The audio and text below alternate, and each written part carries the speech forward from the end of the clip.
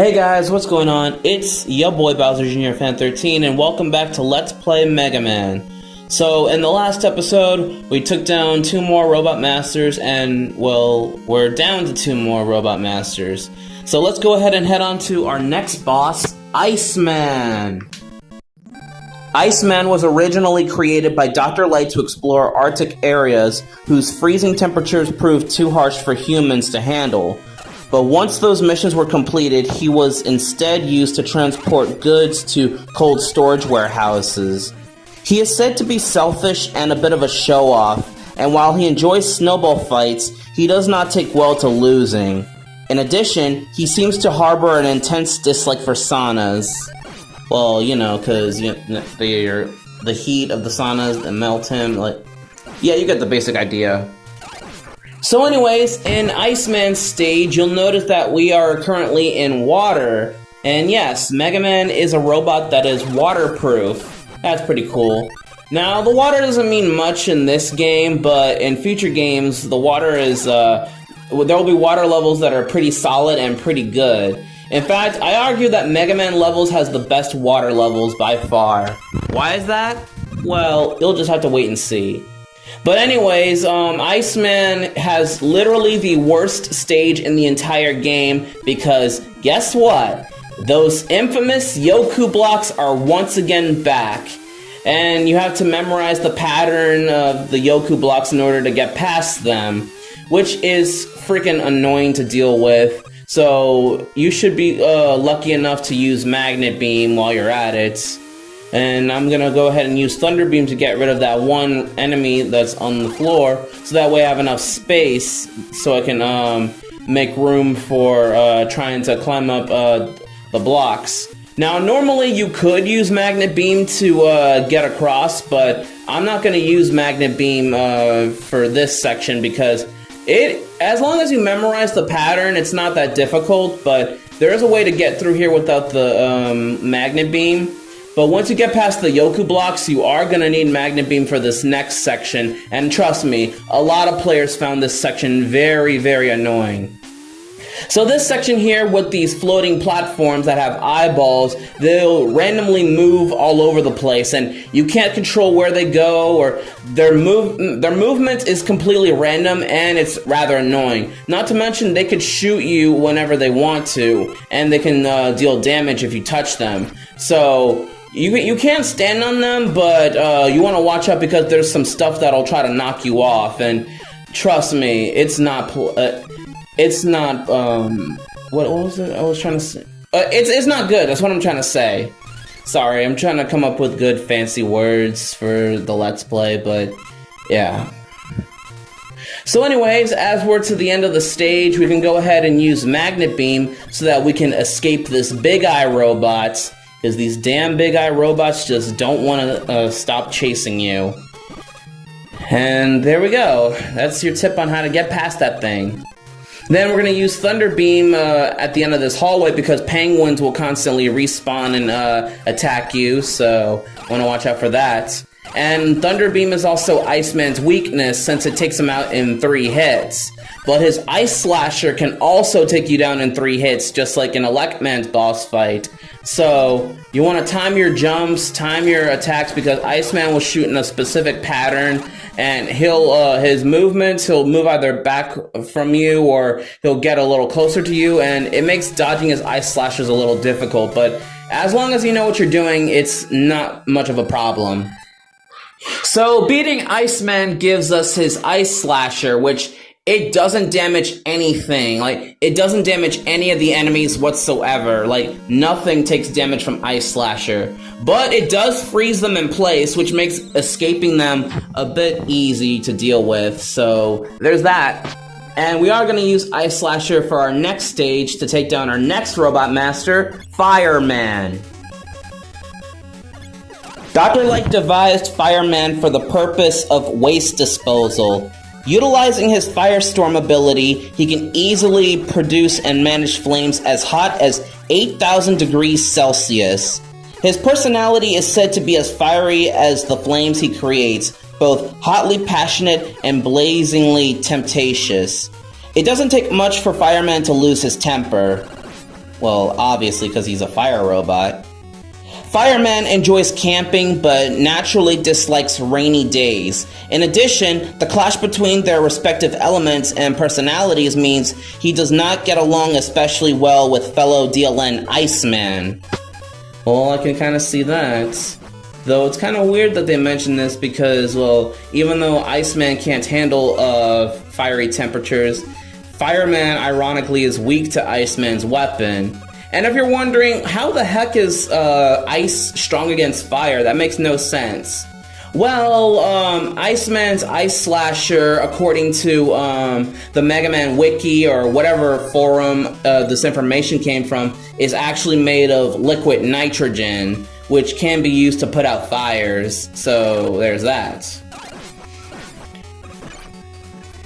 And now we're in this section. So earlier you saw me using Ice Beam over here, and just like in the earlier levels, you can use Ice Beam, as I said, to freeze enemies, but they also freeze the fire flaming pillars that spawn on the ground in Fireman's stage.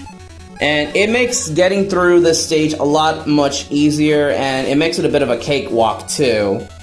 So you also got to make sure that the flame is not too big so that you can you're able to jump across. But yeah, and there's also these fireballs that'll spawn out of the lava in like at random and stuff, but they're pretty solid to deal with as long as you know what you're doing. And yeah. Alright, this next segment is really frustrating to deal with if you don't have Magnet Beam, because this segment with the fire things, the fire waves that are shooting through the pipes, I don't know how to dodge those things. Those are like impossible to walk through unless you have like the precise speed to do so, but I just use Magnet Beam to just skip them. And along this section, you'll come across these bullet bill-like enemies that will explode every time you destroy them, and they respawn and move across the screen similar to the penguins in Iceman's stage. And this ain't the only time we're going to be seeing these guys. But now we're finally at the end of the level, and yeah, not much needs to be said. So we come across this final hallway. Fireman's strategy, he's one of the hardest robot masters to deal with, and that's mostly because when the fight starts, Fireman, no matter what you do, he'll shoot his fire at you at random. Like, he'll spam fire, even when you jump over it. Like, it's hard to dodge most of the time, so just keep spamming Ice Slasher and he should be easy to deal with. But when you jump over the fire waves he shoots, they'll also leave a trail of fire to burn you, and you want to be careful not to stand over it. So beating Fireman, we get our final weapon, the Firestorm, which shoots a little fireball, and it also creates a little fire shield, which can destroy enemies that come close to us, which is pretty solid if I do say so myself. Firestorm is definitely one of the best weapons in the game. Okay, and that does it for all the Robot Masters. Before I close off this video, let's go ahead and talk about the Mega Man promotion, as in like how Mega Man was promoted in different regions, and that includes the box arts too. And yes, I know the box art discussion has been done to death by people who review Mega Man and the timeline and all that stuff, but come on, it's my turn now. And even though I'm doing a Mega Man marathon and I only just discussed the beginning of the lore to fans who don't know Mega Man or all that stuff, but look, it's my turn to talk about the box art fiasco. So anyways, you'll notice the little thumbnails that I create for these videos. I'm using specifically the Japanese box art when I'm making these videos, because the Japanese box art is amazing. It feels like it's an anime, like an old school 90s, 80s anime. Then following that, there's the European box art, which isn't really that bad. I mean, it kind of looks like a live-action movie being filmed of somewhat, but I can't hate on it. It's still accurate to the source material. So you may be wondering to yourself, what does the American box art look like? Well, Prepare yourselves for an epic surprise that will blow you off guard. Okay, let me just start off by saying, what the hell is this? Is this supposed to be Mega Man? Why does he look like some sort of Trojan warrior slash space cadet? Like, and why is he overweight and why is he blue and yellow? He's supposed to be blue and cyan. And is that a pistol that he's carrying? Mega Man doesn't carry weapons, he is a weapon. Okay, now, to be fair, in the artist's defense, the artist didn't have enough time to work on the box art because he had to get it done by the next morning and all that stuff. And, well, this ends up being the result. And unironically, even though this box art does not match the whole game, you gotta admit, it's crazy that Capcom still references this bad box art Mega Man in future games. Like, bad box art Mega Man also becomes a bit of a somewhat iconic character in the whole Capcom industry. Like, he makes a cameo in Resident Evil 3, he's a playable character in Street Fighter Cross Tekken, something I clearly was not expecting or didn't know that would happen because, wow, why would you put this character of all the characters you could add to the game? But regardless, it's a funny little reference. And in Mega Man Fully Charged, they made this parody character called Man, who is an obvious ripoff or an obvious inspiration from bad box art Mega Man. Salutations, Mega Man. The name's Man. I'm here to help. Help? I see you admire my armaments. And the cherry on this hero Sunday is a little antidote to crime that I call the Mega Masher.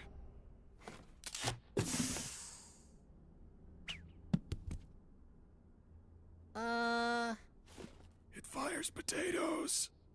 But if you thought that the box art felt weird, trust me, you haven't seen anything because the English manual of Mega Man 1 just completely disrespects Mega Man's backstory, and like, this is how you know the developers did not do their homework on the franchise, because the English manual not only gets Dr. Light's name wrong, calling him Dr. Wright, which is his name in Japan, but the spelling is obviously incorrect.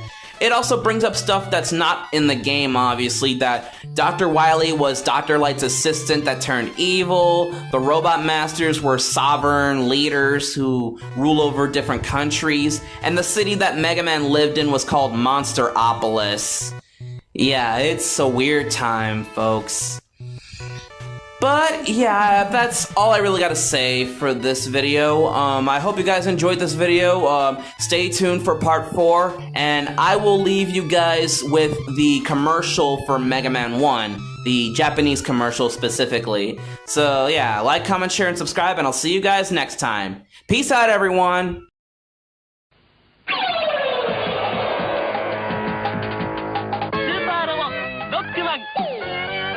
平和のため7つの武器を駆使して悪のロボット軍団を倒せ。アイテムいっぱい、楽しさ抜群。スーパーアドベンチャーゲームファミコンソフトロックマン、12月17日新発売。カプコン